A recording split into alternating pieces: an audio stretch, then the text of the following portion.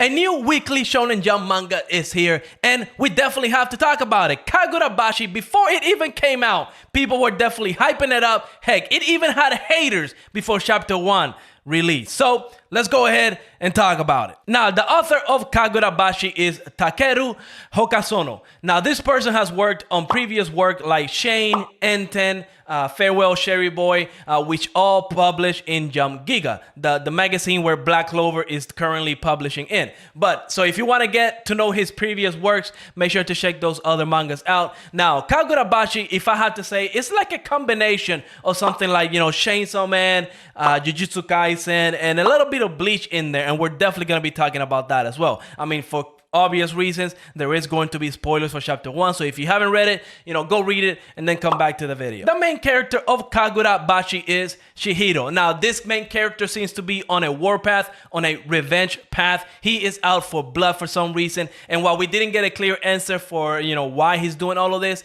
I can definitely theorize. I mean, early on in the chapter, we find out that his father is the most, famous blacksmith. He can create some really powerful swords, and he was instrumental in a war that happened, a couple years back. So why is he on a warpath? Well, we learned that his father told Chihiro that he is responsible for the swords that he makes, right? That essentially when he sells a sword, he is responsible for all the lives that the sword is going to take. So he has to make sure that every sword that he makes and sells, he sells them to a person that will be responsible for that, right? Somebody that's not going to carelessly go and start taking lives, innocent lives, and doing atrocities with all these swords. So my theory is, and I think it's very clear, right? I'm pretty sure I'm not the only one that came out with this theory, is that Chihiro is actually searching for his father's swords because they're being used by, criminal organizations, by evil men, evil women, evil people that are just killing people with his swords. And that's probably not the intention that his father wanted for his swords to be used for. That's my theory as to why he's going after all these different organizations.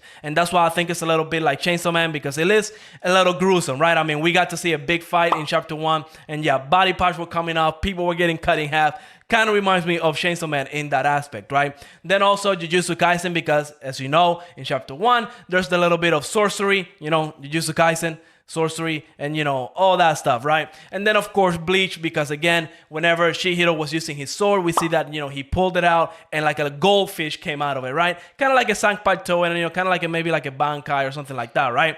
So that's why I think there's a combination of those three series. So if you like any of those three, I would definitely check out Kagurabachi. It's not a bad series. Now, I think this manga definitely has a couple of things going for it. I mean, number one, definitely the art. The art is absolutely phenomenal. I love the composition of it, like how it's essentially black and white, right? But just the use of all the shadows and everything that they put in here looks very, very well. I mean, the art is definitely phenomenal. I think the art can definitely carry it to some extent, but I think in the manga the most important part is, of course, the story. Now, the story here again is a Chapter 1, about 50 plus pages we got for the first chapter.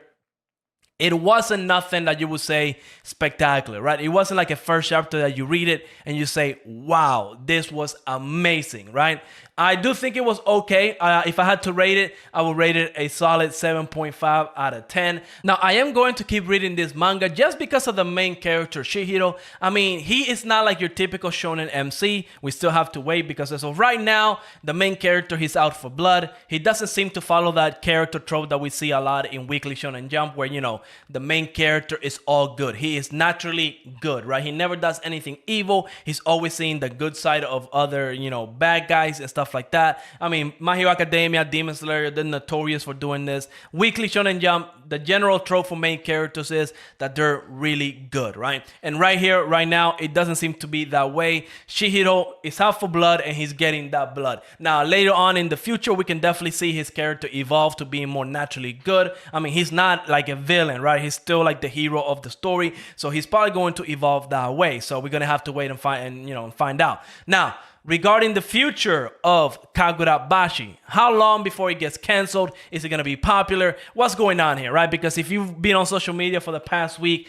when the leaks started coming out, you already saw the memes of people saying this is peak fiction. You already saw people saying that this is better than Jujutsu Kaisen, better than Black Clover, better than Boruto, better than everything that's out there right now. People are overhyping it to the moon and back. And then, of course, we got the haters that haven't even read Chapter 1 saying that it's edgy, it's not good, blah, blah, blah. lot, right? We got the spectrum on both ends over here, right? And of course, Weekly Shonen Jump is notorious for axing series fairly early on, right? Now, already in the West, no matter how popular it is in the West, Japan doesn't really care, right? Unless I would say it starts selling like millions, right? Like imagine if Volume 1 releases out in the West and it sells 30 million, right? Then I could probably see how Japan might take the West a little bit seriously, but the odds of that happening are next to zero. So yeah, that ain't gonna happen, right? So of course, it all comes down to Japan numbers, Japan popularity, and how it's going to go. Now, if we have anything to go by, and I would say something like Chainsaw Man, where we see that Chainsaw Man is fairly popular and the manga does sell very well. The anime did not boost the Chainsaw Man manga sales, right? But still, Chainsaw Man is going to be a very long series. So if it comes anywhere near Chainsaw Man, I think this is going to be good for the series. It's probably going to get, at least a couple hundred chapters, I would say. And that's going to be good for the future of the series. But if Volume 1, 2, 3, they don't sell very well, the numbers just keep going down, then yeah, it could get axed very early on. And I really hope it doesn't, right? I really want to see how this story is going to evolve. Again, I really do like the main character because he's really not that generic when it comes to like the other Weekly Shonen Jump MCs where they're all naturally good, right? So we're gonna have to wait and see how it's going to go. But let me know if you read chapter 1. Let me know what you think about it. I'm definitely gonna keep talking about it as the series goes on. Maybe one video every couple of chapters. It just depends, right? Anyways, let me know what you think. And like always, make sure to leave a like, subscribe, and I will see you on the next chapter. Peace out. Boom.